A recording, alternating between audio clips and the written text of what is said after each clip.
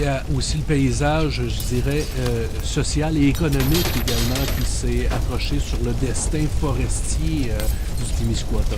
Oui, exact.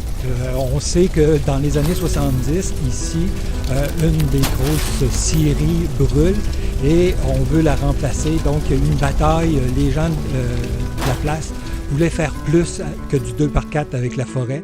Et on s'est mobilisé, il y a eu des manifestations, on a brûlé des ponts, renversé des véhicules et puis on a fait aussi, on a cotisé pour faire un fonds populaire d'1,5 million de dollars. C'était énormément d'argent à l'époque. Énorme pour créer la cartonnerie, en fin de compte, la cartonnerie cascade qu'on a aujourd'hui à Cabano avec l'aide du gouvernement.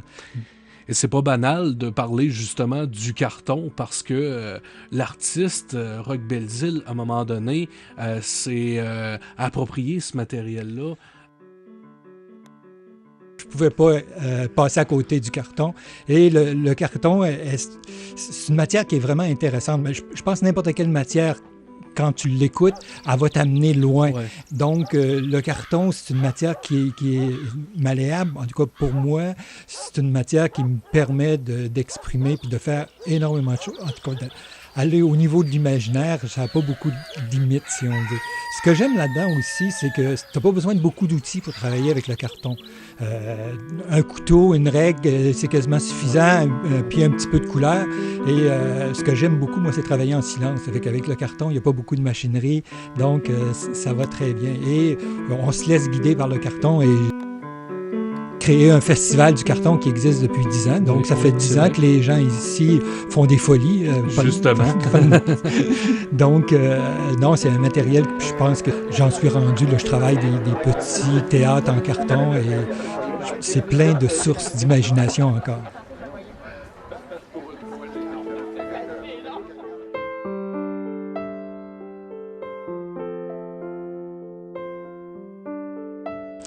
Oui, ben l'esprit des lieux, c'est quelque chose, encore une fois, qui s'est présenté. Moi, j'ai l'impression d'être au Témis comme un cueilleur, dans le fond. Ouais. C'est que je reste là et je me laisse influencer et facilement, les idées viennent. Le premier esprit qu'on a créé, c'était l'Esprit du lac. C'était une aventure merveilleuse. Il y avait 25 bénévoles un samedi matin de bonne heure avec la brume qui levait. C'était une journée magnifique. Donc, on a créé le logo sur le lac. Ça a pris deux camions de sable qu'on a étendus sur le lac pour créer ce logo-là qui avait 1,5 km de longueur. Ce grand symbole a fait des petits. Oui, bien, le grand symbole, j'ai essayé à un moment donné de le mettre sur la montagne, mais ça n'a pas fonctionné, puis c'est quand même bien.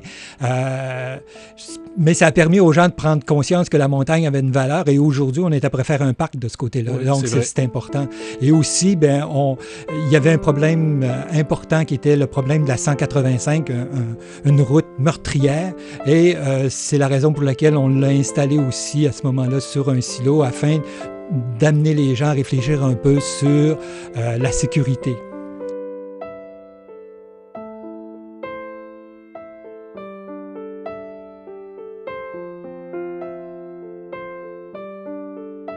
J'ai plus besoin vraiment d'un territoire imaginaire. Je pense que c'est plus mon imaginaire qui devient le territoire.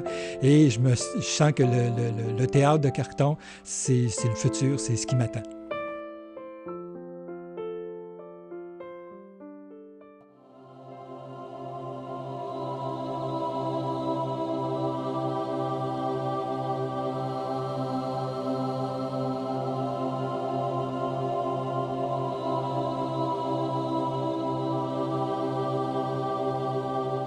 Le film s'appelle Témis, territoire imaginaire, et je vous invite un jour à avoir la curiosité d'aller voir ce magnifique petit documentaire de Roch Belzile. Monsieur Belzile, merci beaucoup d'être venu nous voir à la Brigade Barbue.